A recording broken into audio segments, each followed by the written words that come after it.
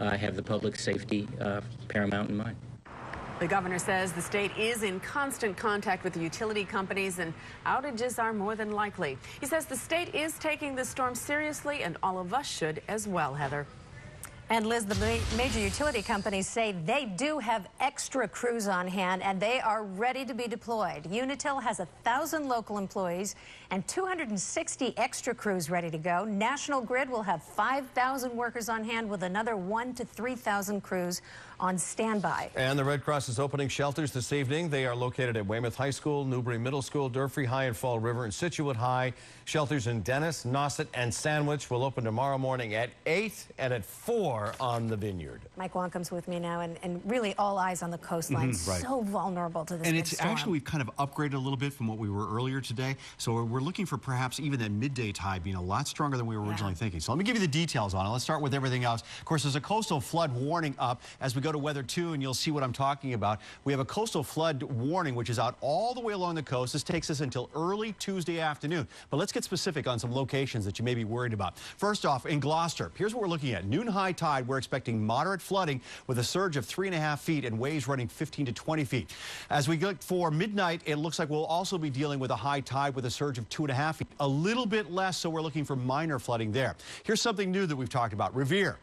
11 a.m. high tide. We're looking for major flooding. That means the Revere Beach Parkway, probably going to get some water across that. We're going to be a close eye on that tomorrow just before lunchtime. And a midnight high tide, again, with some moderate flooding. As you travel down the coast into Scituate, major flooding expected out of that noon high tide with a surge of 3.5 feet and waves 15 to 20. We get to the midnight high tide, still some splash over with moderate flooding taking place.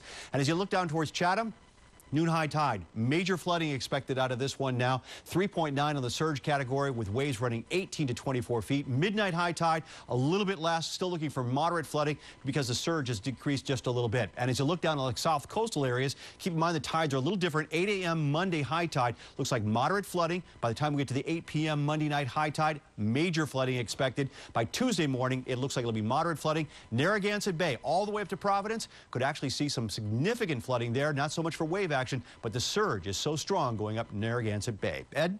Hundreds of people packing the ferries today just to get off the islands. Choppy seas didn't make for the smoothest of rides. That's some video taken from on board. The Steamship Authority even handed out sick bags to every passenger as they boarded. When the ferries finally docked, many were relieved to get off. It was really bad. I mean, the water was like splashing up the front of the boat, and I got really sick. All of a sudden, I got really sick. Seats aboard the ferries were in short supply. This is one of the busiest October days ever for the Steamship Authority. It has been an intense day of storm preparations on the south coast. Westport prepared to take a serious shot from Sandy. Live team coverage continues tonight with our Rondella Richardson. She's live in Westport tonight. Rondella? Good evening, Ed. You know, we have this tool here.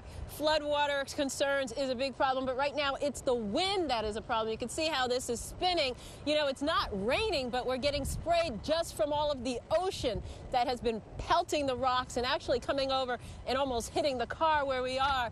This is one of those areas not far from Horseneck Beach where people like to watch, but you should not stick around to look for this one. Westport residents in low-lying areas have been warned. All residents, even the cops, came down here a few minutes ago just double-checking everything, sending everybody back home. Parts of East Beach Road already closed off. Right now, everyone was advised to just leave because we get winds coming through here, and a lot of times you get the water that comes over from Irene.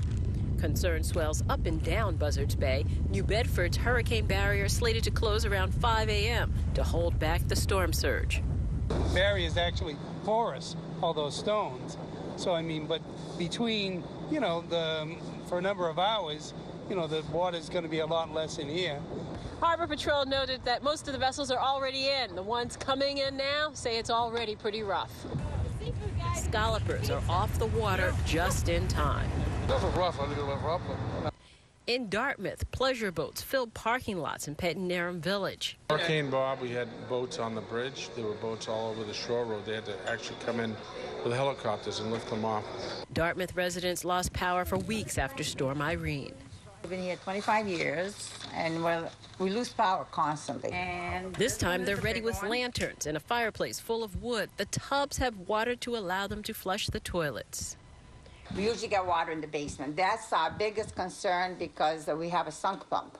And with no electricity, we lose it. You do evacuate, bring things like a blanket, eyeglasses, flashlights, medication. That's New Bedford's Mayor Jonathan Mitchell, and many of the shelters are also pet-friendly, so if you bring your pet, bring a leash and bring pet food also. We keep looking over our shoulders because you never know when one of those waves are going to crash over and get us all wet. For now, we're live in Westport. Rondella Richardson, News Center 5. Working to keep the power on, preparing if it goes off. Coming up tonight, the hot spots for people gearing up.